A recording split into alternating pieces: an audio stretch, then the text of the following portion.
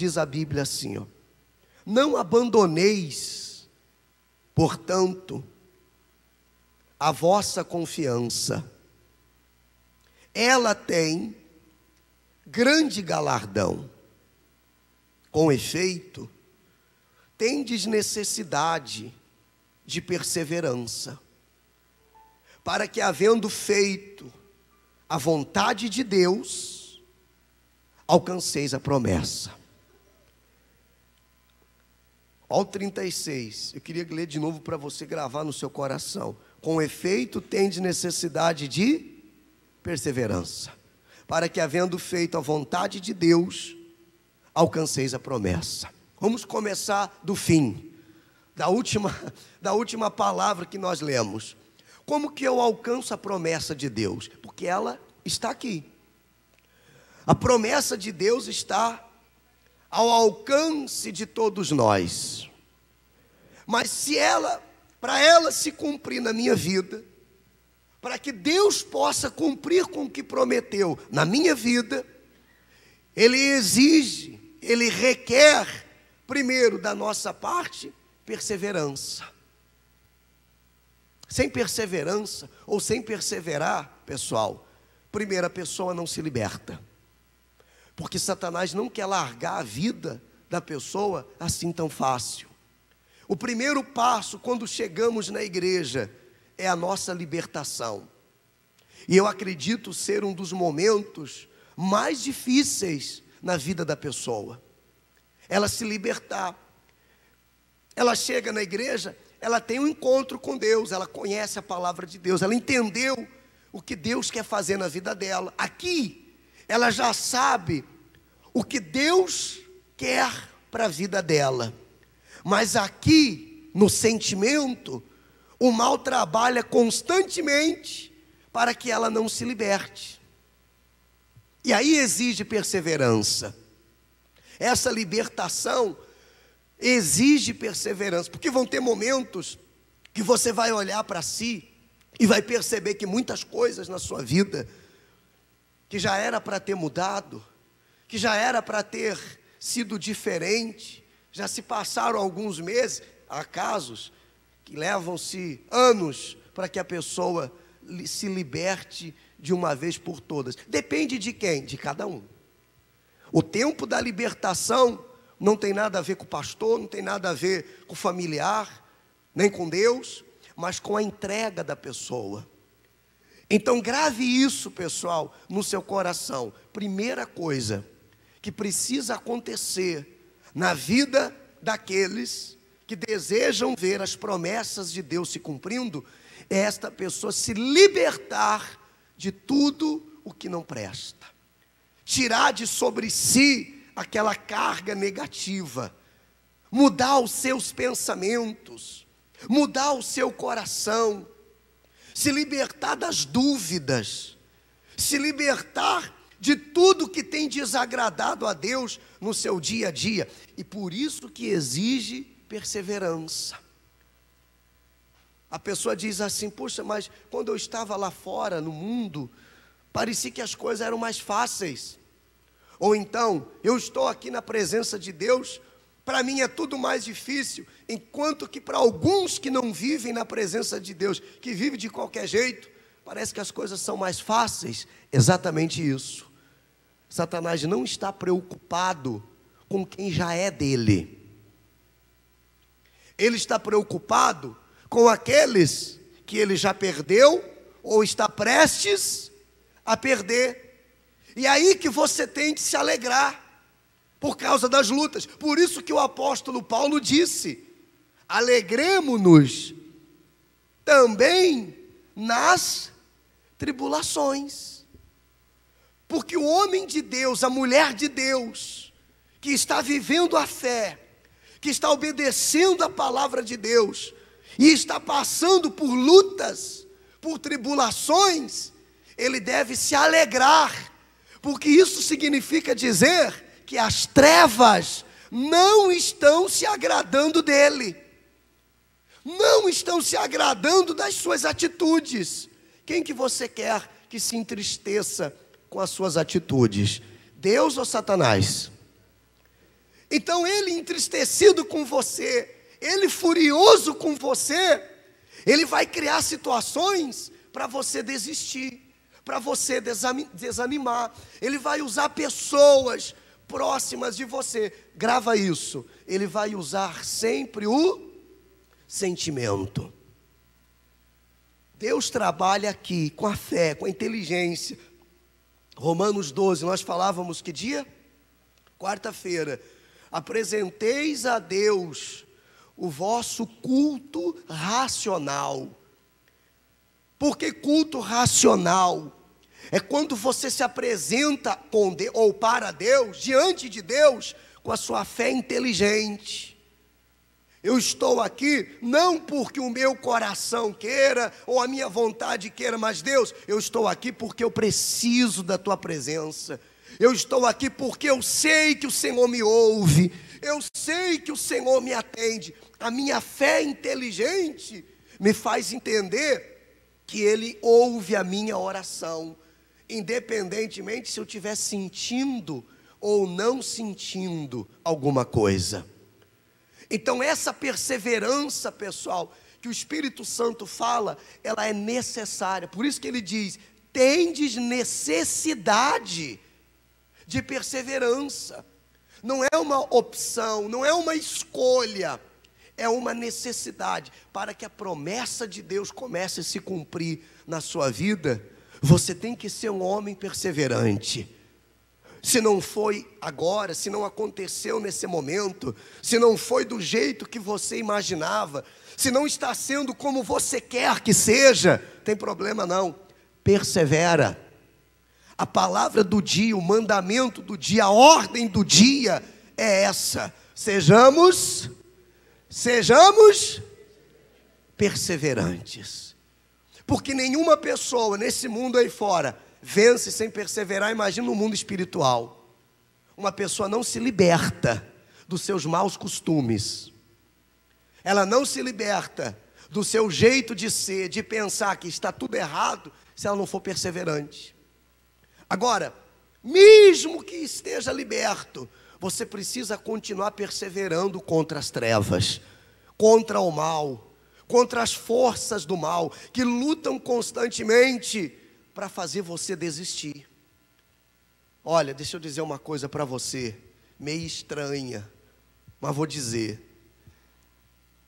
Se nós fôssemos perseverantes a todo tempo, como o diabo é perseverante, muitas coisas já teriam mudado na vida da pessoa, porque ele é perseverante. O bicho é perseverante. O diabo não dá trégua. Se ele não consegue de um jeito, ele tenta de outro. Ou você acha que ele desistiu da gente? Você acha que ele abandonou você? A Bíblia diz que ele vive ao nosso derredor, como um leão, rugindo ainda, a fim de nos devorar. E se a pessoa dá bobeira, desanima, deixa de viver pela fé, dá uma brecha para ele, o que ele faz? Entra. Por isso que nós lemos aqui no versículo 35, não abandoneis, portanto, a vossa confiança. Olha lá, ela tem grande galardão, grande recompensa. Quando a pessoa abandona a confiança, quando ela acha que pode sozinha, quando ela esquece das artimanhas do seu inimigo, do maior inimigo. Como eu falei sexta-feira, a pessoa começa a viver uma vida normal, natural. E aqueles que são de Deus não são mais pessoas naturais, não são mais pessoas normais. Você precisa entender que além dos problemas físicos, você também tem os inimigos o quê? Espirituais. E é contra esses inimigos que nós temos que lutar. É o principal inimigo, eu diria. Por quê, pastor? Porque nós não vemos. Ele se torna ele é invisível e se torna muito mais eficaz do que todos nós juntos. se nós não estivermos na fé, perseverando na presença de Deus, o mal vem e destrói, pessoal, os nossos sonhos, os nossos projetos. Mas quando você está apegado a Ele, Salmos 91, ele diz assim, ó: porque a mim se apegou com amor, eu o que, gente? Eu o livrarei. Olha só, aquele que se apega por amor, ele diz: eu o livrarei. Pô-lo-ei a salvo, porque conhece o meu nome. Ele me invocará e eu lhe responderei. Na sua angústia eu estarei com ele. Livrá-lo-ei e o glorificarei. Quando nos apegamos a esse Deus, não por interesse, porque eu preciso de alguma coisa, porque eu quero que Ele resolva algo para mim, porque eu preciso de uma bênção, mas quando eu me apego por amor, Ele diz: eu o livrarei, saciá-lo-ei, ou seja, vou suprir as suas necessidades, pô-lo-ei a salvo, Ele me invocará e eu lhe responderei. No dia da sua angústia, eu estarei com Ele. Ou seja, naqueles momentos de tribulação, Deus vai estar comigo, ainda que todos tenham me abandonado, ainda que todos tenham virado as costas para você. Se você está pegado a Ele, você nunca vai se sentir sozinho, porque há quem esteja sempre rodeado de pessoas, mas se sente sempre só, porque na verdade lhe falta a presença de Deus. Voltando lá onde nós estávamos, ele diz ainda no versículo 37, porque ainda dentro de pouco tempo, aquele que vem virá, e não tardará. Todavia, o meu justo viverá pela fé. Não com fé, porque fé todo mundo tem. Ele está dizendo: o meu justo viverá pela fé. Ele vai depender dessa fé que está dentro dele. Assim como o inimigo principal é invisível, nós precisamos de uma arma poderosa, mas que seja também invisível, para poder combatê-lo. E essa arma é a nossa fé. Por isso que você tem que viver pela fé. Ou seja, não vivo pelo que eu vejo. Eu não vejo, mas eu creio. Diga amém. Jesus disse: mais bem-aventurado é aquele que não vê, mas crê. Eu não vejo, mas eu creio, Deus está comigo. Eu não estou vendo uma saída, mas eu creio, uma saída existe.